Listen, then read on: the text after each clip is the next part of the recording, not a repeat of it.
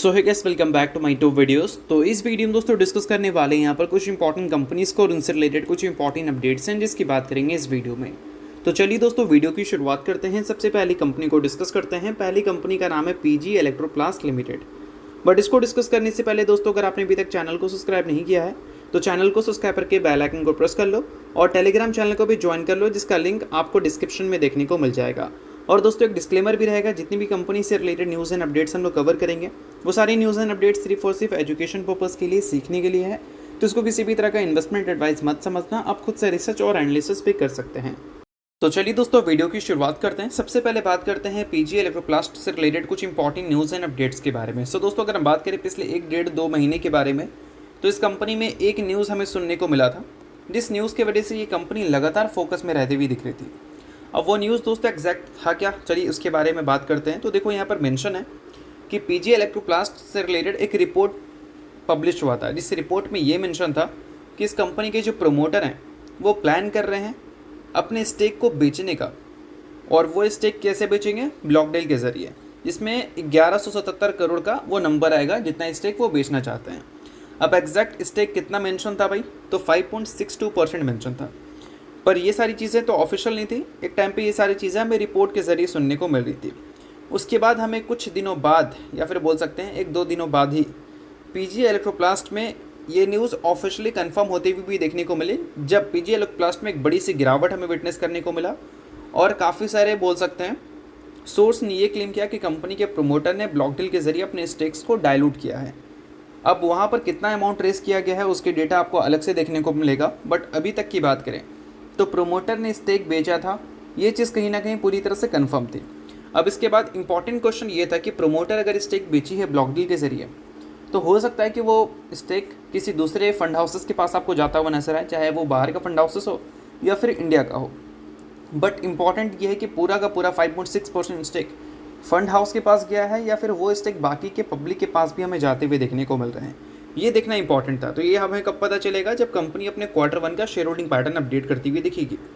और share holding pattern इस company का फाइनली अपडेट हो चुका है, जहां पर अगर हम कंपनी के प्रोमोटर की स्टेक की बात करें तो वो पिछले क्वार्टर में हमें 49.37% देखने को मिल रहा था, इस बार घटकर 43.72% हो चुका है। यानी कि जो चीज़ें हमें सुनने को मिली थी वो शेयर होल्डिंग पैटर्न में देखने को मिल भी रहा है। और एफआईएस की बात करें तो उनका 10.45% से स्टेक बढ़कर 13.02% हो गया। यानी कि प्रोमोटर ने स्टेक बेचा तो एफआईएस ने अपने स्टेक्स को इंक्रीज़ भी किया था। सेम चीज़ डीआईएस में भी देखने को मिल रही है। 16.37% स्टेक था Q4 में, अभी 18.09% है। यानी कि डीआईएस ने भी अपने स्टेक को इंक्रीज़ किया है। बट जब हम बात करते हैं पब्लिक के बारे में, तो पब्लिक के स्टेक्स भी हमें बढ़ते हुए देखने को मिले हैं। यानी कि बोल सकते हैं कि 5.62% स्टेक जो प्रमोटर का निकला है वो पूरा का पूरा एफआईएस और डीआईएस के पास नहीं गया है, वो कहीं ना कहीं पब्लिक के पास भी गया है।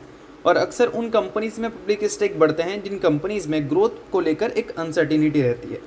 अब देखो दोस्तों, ग्रोथ को लेकर अनसर्टिनिटीज़ इस कंपनी का सेक्टर पे भी है। अब ये ईएमएस डिवीज़न पे काम करती है, आप सभी को पता है। अब इसमें और भी काफ़ी सारी कंपनीज़ हैं जो कि काम करती है, और काफ़ी सारी कंपनीज़ को लेकर ब्रोकरेज हाउस की कमेंट्री दिख रही थी कि आगे चलकर ग्रोथ में हमें थोड़ी सी स्लो डाउन देखने को मिल सकता है। और ये डिक्सन टेक्नोलॉजी जैसी कंपनी के इन्वेस्टर्स के लिए, पीजी इलेक्ट्रोप्लास्ट के इन्वेस्टर्स के लिए काफ़ी बड़ी खबर है, क्योंकि इस कंपनी में जो ग्रोथ रेट हमें देखने को मिला है पिछले 3 साल में, अगर हम प्रॉफिट में सिर्फ देखें तो 100% सीएजीआर से प्रॉफिट कंपनी ने ग्रो किया है।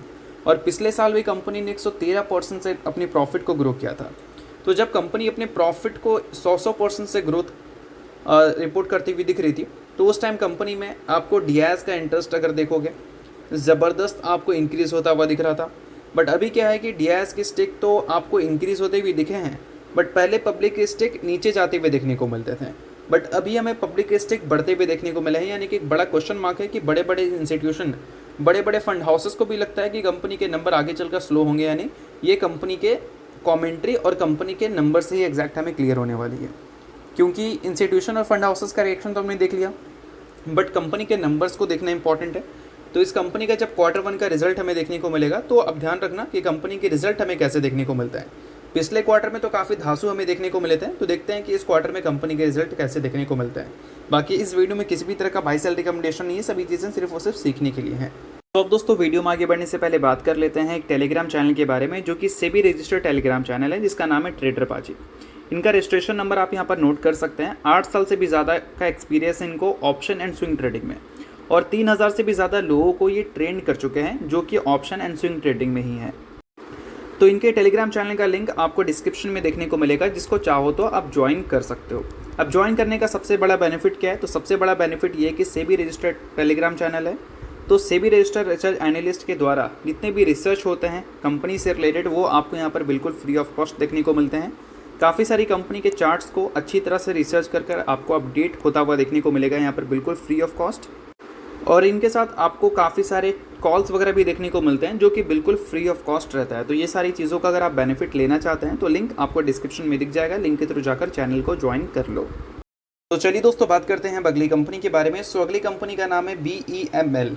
सो दोस्तों रिसेंटली इस कंपनी से रिलेटेड एक बड़ी खबर हमें देखने को मिली। बड़ी खबर है दोस्तों स्टॉक स्प्लिट से रिलेटेड, जो कंपनी ने बताया है कि 21 जुलाई को कंपनी ने बोर्ड मीटिंग शेड्यूल किया है। अब उस बोर्ड मीटिंग में कंपनी स्टॉक स्प्लिट कंसीडर करेगी, और स्टॉक स्प्लिट का प्रपोजल अगर कंपनी के बोर्ड की तरफ से अप्रूव हो जाता है तो ये कंपनी आपको स्प्लिट अनाउंसमेंट करती हुई दिख जाएगी। अब ये कंपनी भाई करती क्या है? तो बोल सकते हैं हेवी इक्विपमेंट्स की मैन्युफैक्चरर है, जो कि बोल सकते हैं रेलवे सेक्टर में भी यूज़ होता है, और बोल सकते हैं डिफेंस सेक्टर के लिए भी जो हेवी इक्विपमेंट्स होते हैं उसकी मैन्युफैक्चरिंग ये कंपनी करती है। तो रेलवे एंड डिफेंस दोनों जगह इस कंपनी का प्रेजेंस है। सो अगर आप इस कंपनी के इन्वेस्टर हैं तो इस न्यूज़ को आप नोट कर सकते हैं। इन्वेस्टर नहीं इग्नोर कर सकते हैं, न्यूज़ थी इस वजह से मैंने बता दिया, बाकी किसी भी तरह का ये रिकमेंडेशन नहीं है।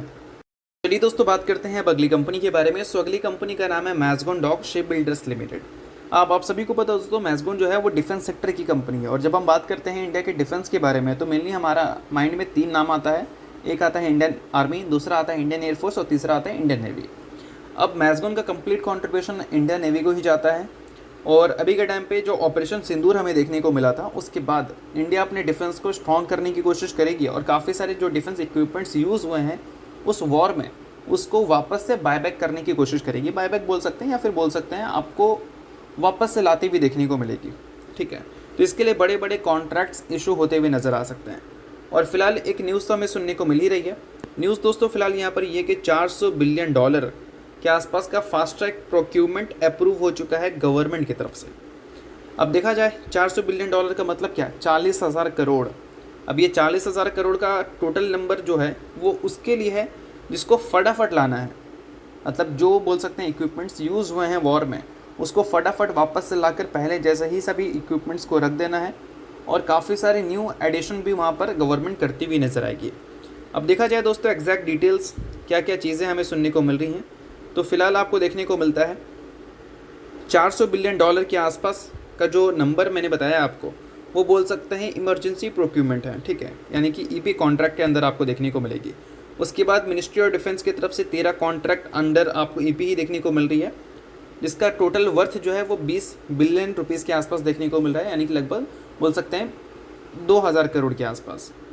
और उसके अलावा दोस्तों आपको देखने को मिलता है 1050 बिलियन रुपीज़, यानी कि 1,05,000 करोड़ के आसपास, जिसकी न्यूज़ ऑलरेडी आपने सुन ही रखा था।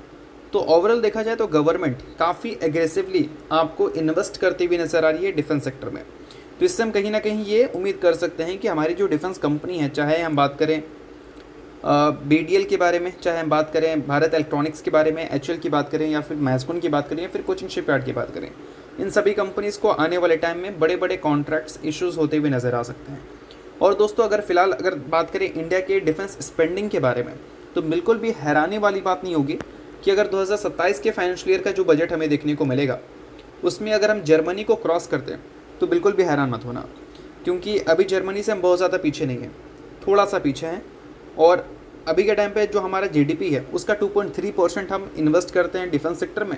बातें ये चल रही है कि 2.5% तक भी ये नंबर जा सकता है, और आगे चलकर 4% तक ये नंबर जा सकता है। अगर ऐसा होता है तो नो डाउट जर्मनी को ईजिली हम क्रॉस कर सकते हैं।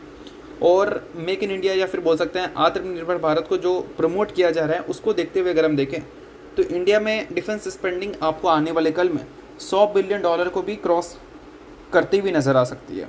तो इन सारी चीज़ों पे ध्यान रखना है। इट मीन्स बोल सकते हैं डिफेंस कंपनीज़ के लिए आने वाले कल में बड़े ऑर्डर्स आने की काफ़ी ज़्यादा चांसेस हैं। बट दोस्तों इन सारी चीज़ों के बाद अगर हम बात करें मैज़गॉन के वैल्यूएशंस के बारे में, तो पास्ट में जो कंपनी ने अर्निंग्स अपने रिपोर्ट किया था उस अर्निंग्स के हिसाब से अगर हम देखें तो कंपनी का जो करंट वैल्यूएशन है वो क्वाइट एक्सपेंसिव ऐसा हम बोल सकते हैं। बट फिर भी अगर ये सस्टेन कर रहा है तो इसका मतलब ये है कि जो वॉर जैसी न्यूज़ आपको सुनने को मिली, जो ऑर्डर से रिलेटेड न्यूज़ आपको सुनने को मिली, डिफेंस अप्रूवल से रिलेटेड जो चीज़ें सुनने को मिली, वो कहीं ना कहीं मैज़गॉन के वैल्यूएशन में सभी चीज़ें प्राइस्ड इन हो रखी हैं। अब इसका मतलब ये है कि यहाँ से अगर मैज़गॉन को अपने वैल्यूएशंस को और ऊपर ले जाना है तो बेसिकली दो रीज़न से ये ऊपर ले जा सकती है। सबसे पहला फास्ट एग्जीक्यूशन की वजह से, और दूसरा कंपनी अपने वीक अर्निंग्स को अगर रिपोर्ट करते तो उस केस में कंपनी के वैल्यूएशंस ऊपर जा सकते हैं, बट वो वैल्यूएशन फिर सस्टेन हो पाना थोड़ा मुश्किल होगा। इस वजह से अभी कंपनी के ऑर्डर्स से ज़्यादा अर्निंग्स ज़्यादा मैटर करेंगे, क्योंकि अर्निंग्स अगर कंपनी के वैल्यूएशन को जस्टिफाई कर पाएंगे तो फिर ऑर्डर का जो न्यूज़ होगा वो अल्टीमेटली ज़्यादा इंप्रेसिव न्यूज़ माना जाएगा अभी के हिसाब से। अगर हम देखें अभी का जो माहौल है उसके कंपैरिजन में अगर हम देखें तो ठीक है। अब इसके अलावा दोस्तों बात करते हैं अगली कंपनी के बारे में, जिसका नाम है KPI green energy limited. But इसको डिस्कस करने से पहले अगर आपको वीडियो अच्छा लग रहा है तो वीडियो को लाइक कर दो, चैनल को सब्सक्राइब करके बेल आइकन को प्रेस कर देना ताकि आने वाली वीडियोस के भी नोटिफिकेशंस आपको मिल सके। और टेलीग्राम चैनल को ज्वाइन नहीं किया है तो ज्वाइन कर लो, लिंक आपको डिस्क्रिप्शन में दिख जाएगा। अब दोस्तों KPI ग्रीन की बात करें तो इस कंपनी में रिसेंटली एक अच्छी मूव देखने को मिली थी, क्योंकि मिनिस्ट्री ऑफ कॉर्पोरेट अफेयर की तरफ से एक अप्रूवल मिला था SPV का, यानी कि स्पेशल पर्पज़ व्हीकल्स का। अब उसका नाम क्या है भाई, तो नाम दोस्तों आपको यहाँ देखने को मिलता है KPI N clean power 4 LLP, ठीक है।